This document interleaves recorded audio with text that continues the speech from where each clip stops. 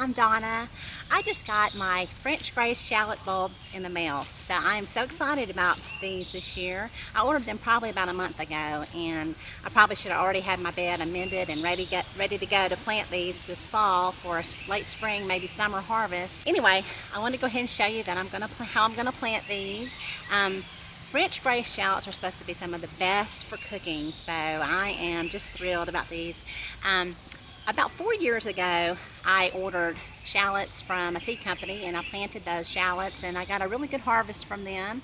For every bulb that I planted, it multiplied, and I probably got about 4 times the weight of the bulbs that I ordered. And then after that, I thought, well, I would just try planting shallots from the grocery store, which I did. And each year that I did that, they went to seed the next year because they are a biennial. So I didn't get as much of a harvest, probably just 1/3 more of the weight. So anyway, this is 1 pound of shallots, and I'm going to plant most of them in here. I'm going to save a few to put in containers. And so what I'll need to do now is go ahead and add my compost to my bed. I picked up a bag of really nice compost today. It's got a great mixture of horse manure and hay and all kinds of good things in it. So I'm going to put that in here, and then I'm going to show you how I plan to space these out. Okay, here's my bed where I'm going to plant the shallots. I have just a couple of things I'm going to work around. A couple of carrots there, and a Thai sweet pepper plant. The peppers are just starting to develop on there. And then I have a basil plant. So I'll work around those. When I pull those out, I'll pop something else in there. And then over here I have some sugar snap peas. So those are right there on the edge of the bed, so that won't be hard to work around those. So I'll go ahead and put this wonderful compost in here that I bought today, and let me tell you what it has in it. It has horse manure, wood chips, hay, straw. So it's a real good product, especially horse manure, because everybody knows how good that is for your garden. And you know, manure sounds gross, but you know, when it's in the composted form, it is no longer manure. So yeah, if it was, I wouldn't touch it. And plus, it doesn't stink or anything, so don't be as scared about that. As most of you gardeners know, you are not at this point. But if you're a new gardener, you may stay away from stuff like that, but don't, because this stuff is great for your garden. Okay, so I'm going to go ahead, I'm going to put this whole entire bag of compost in here.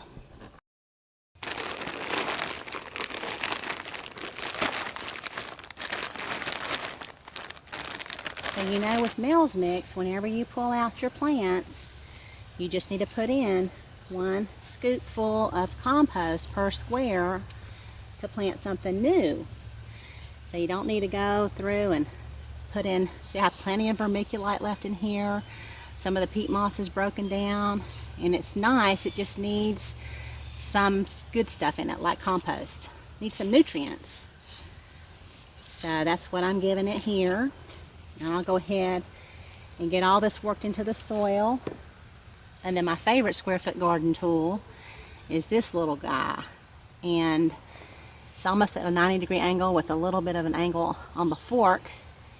And it is just great. So if you ever see something like this, grab it for your square foot garden, because it's just real good with breaking up the soil, and it's the perfect size, and I just love it.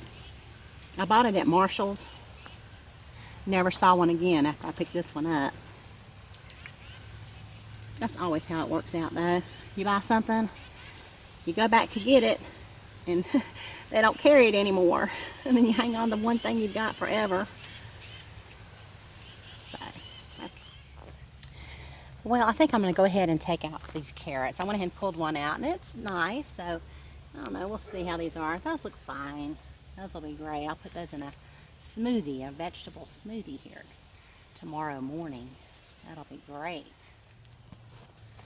Okay, I'm going to go ahead and get these in my bed.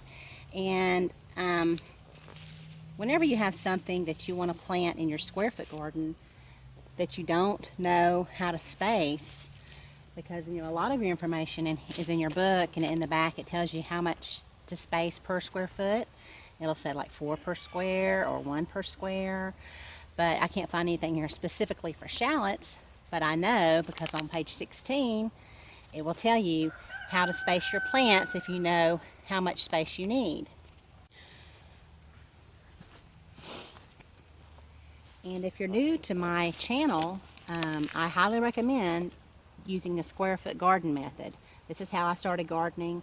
It is wonderful, it's clean, there's a little bit of cost in getting started, but it is well worth it. It pays you back far more as far as rewarding you with vegetables, and so much easier to use a square foot garden. And I'll go ahead and tell you, this right here is no more than 6 inches of soil. So I can grow anything. I can grow huge tomatoes in 6 inches of soil. You don't need to go down deep and all of that. And I have a 50-part series, actually, as a matter of fact, from my square foot garden in Florida, where I grew all kinds of things. And you can go back on my channel and look at that. But if you're new to gardening, then you may want to check that out. Okay, with our shallots, we need to plant one every 6 inches. So based on the square foot garden method, I know that I can put 4 per square foot based on every 6 inches.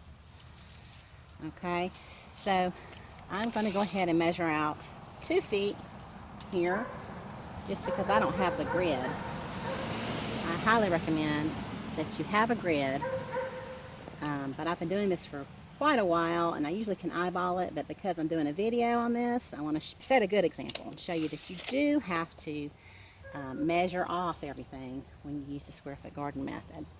Okay, so I'm just going to take these, and it'll go root side down, tip up, and we're going to go in there, cover it up, and you'll have plenty of room to multiply.